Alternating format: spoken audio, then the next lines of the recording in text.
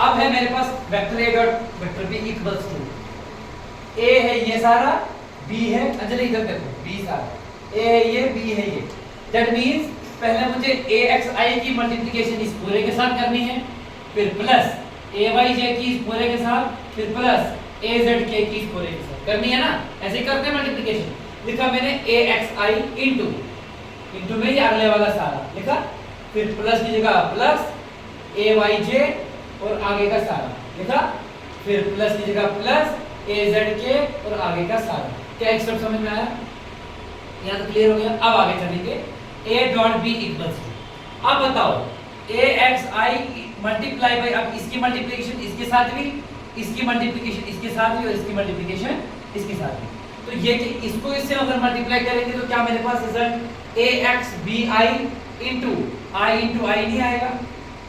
i into आई आएगा, आएगा ना, i इंटू आई।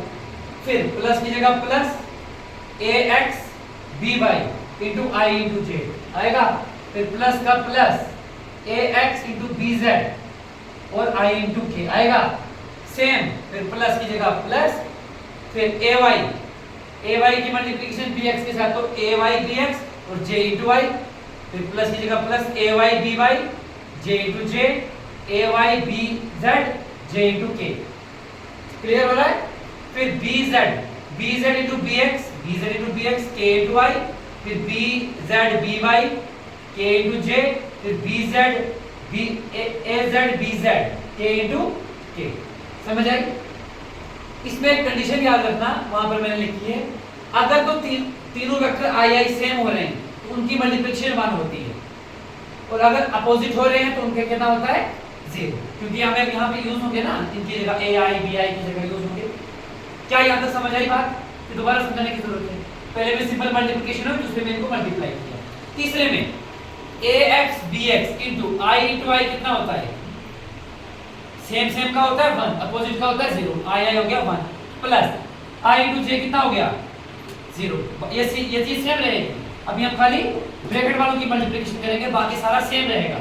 फिर ax bz same, I into K कितना होगा? अपोजिट है ना 0। फिर b by B Z same, j के अपोजिट है तो 0, ये सेम है तो 1, डिफरेंट है तो 0, डिफरेंट है तो 0, डिफरेंट है तो 0, सेम है तो 1।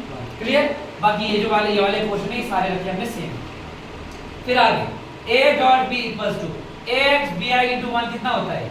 ax b1 प्लस 0 की मल्टीप्लिकेशन इस पूरे के साथ तो ये क्या हो गया 0, इसका नहीं लिखेंगे। आगे ये भी क्या हो गया 0, ये भी हो गया 0, ये भी हो गया 0, ये भी हो गया 0, ये भी हो गया 0। तो बचे क्या क्या?